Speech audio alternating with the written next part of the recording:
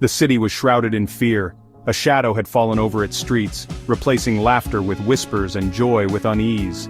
A string of unsolved murders had left the community on edge, their once familiar surroundings now feeling alien and threatening. 3 victims, all young women, all brutally murdered, their bodies left with chilling similarities. The police were baffled, the pressure mounting with each passing day. The killer, a phantom in the night, seemed to vanish into thin air after each horrific act. Fear permeated every corner of the city. Women were afraid to walk alone at night, their every shadow appearing menacing. The once vibrant nightlife dwindled as people chose the perceived safety of their homes over the risk of encountering the city's unseen terror.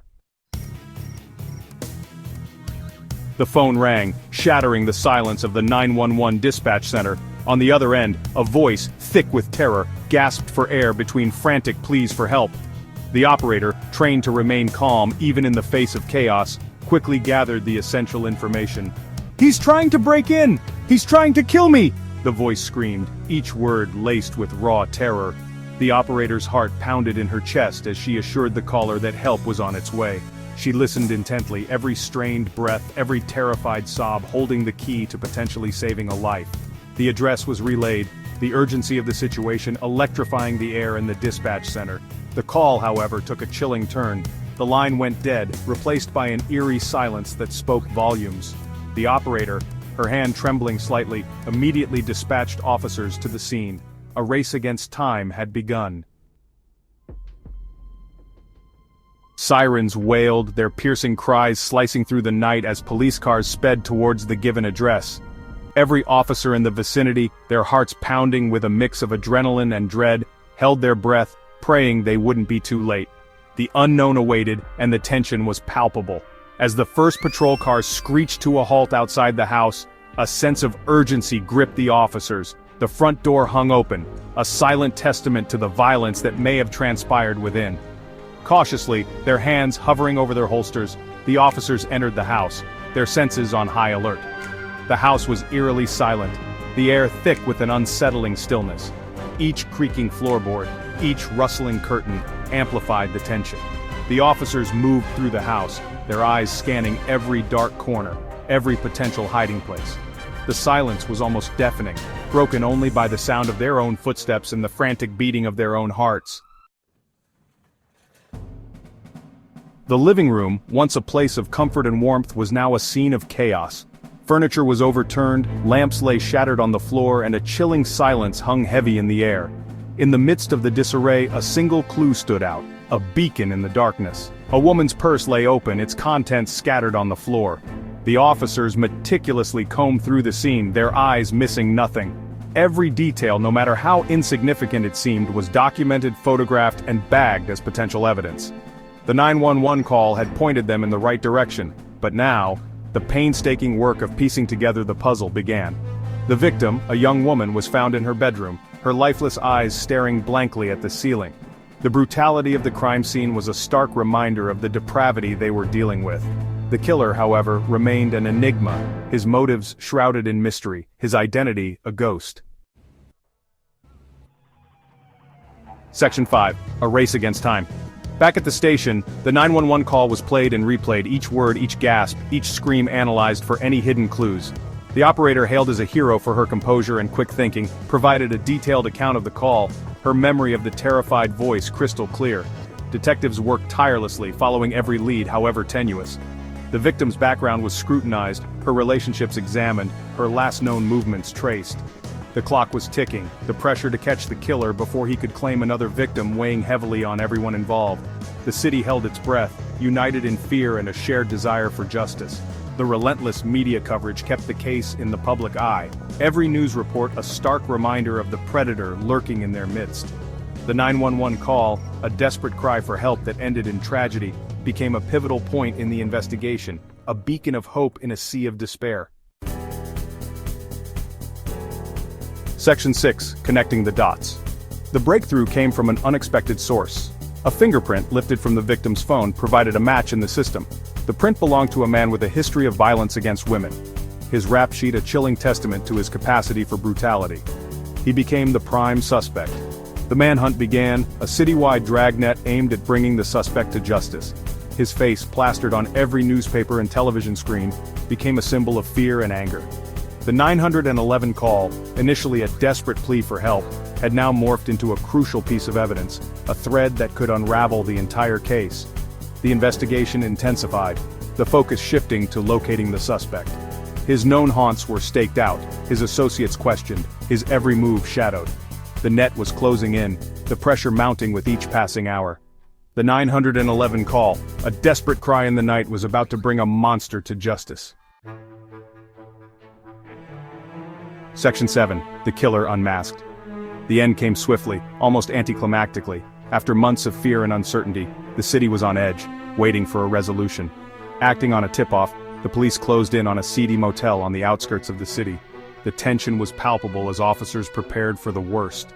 There, hiding in plain sight, was the man they believed to be responsible for the city's terror.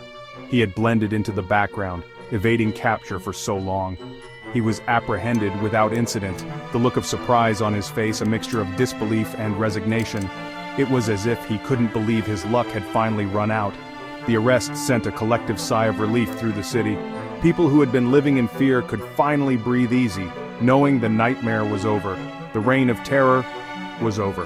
Headlines declared the news, and the city began to heal from the trauma inflicted by the killer.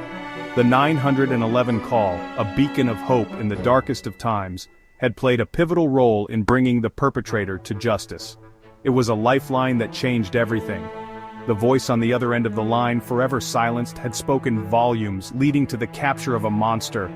It was a call that would be remembered forever. The suspect, his face now etched with a mixture of fear and defiance, was brought to justice. His demeanor was a stark contrast to the terror he had spread.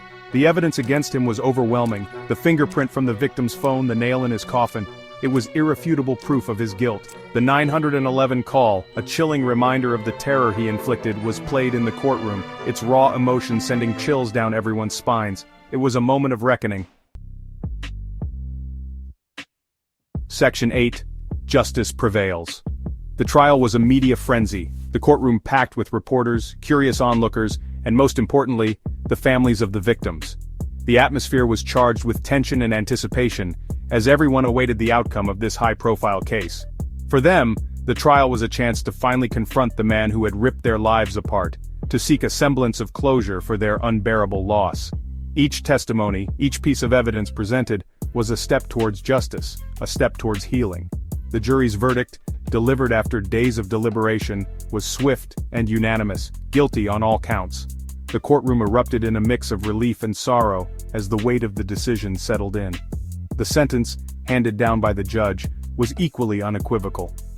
Life in prison without the possibility of parole. It was a moment of reckoning, a moment that underscored the gravity of the crimes committed. Justice, though it could never truly heal the wounds inflicted, had been served. The courtroom, once a place of anguish, now stood as a symbol of accountability and resolution. The city, slowly and cautiously, began to heal. Streets that had once been filled with fear and uncertainty now saw a gradual return to normalcy. The fear that had gripped its inhabitants for so long began to dissipate, replaced by a sense of relief and a renewed appreciation for the fragility of life. Communities came together, finding strength in unity and shared resilience. The 911 call, a symbol of terror and tragedy, had ultimately become a catalyst for justice, a testament to the power of a single voice, even in death. It reminded everyone that even in the darkest times, hope and justice can prevail. Section 9. The Lingering Shadow. Even though the case was closed, the scars remained. The emotional wounds were deep, and the memories of the events haunted the survivors' dreams.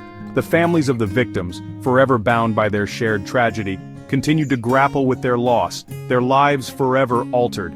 They found solace in each other, forming a community of support and understanding. The city, though relieved, carried the weight of the crimes, the memory of its brush with darkness forever etched in its collective psyche. Every corner, every street seemed to whisper the tales of the past. The 911 call, a haunting reminder of the city's nightmare, served as a stark reminder of the importance of vigilance, the need for communities to stand together in the face of evil. It was a call that changed everything, a call that saved lives. It became a symbol of both tragedy and hope, a testament to the resilience of the human spirit and the enduring power of justice. The community's response was a beacon of light in the darkest of times. The case of the 911 call that caught a serial killer served as a chilling reminder that evil can lurk in the most unexpected places, but so can courage and resilience. It was a story of ordinary people doing extraordinary things. It underscored the critical role of law enforcement, the unwavering dedication of those who work tirelessly to keep our communities safe. Their bravery and commitment were the pillars that held the city together. Most importantly, it highlighted the enduring power of hope, the belief that even in the darkest of times, justice can and will prevail. The dawn of a new day brought with it the promise of healing and renewal.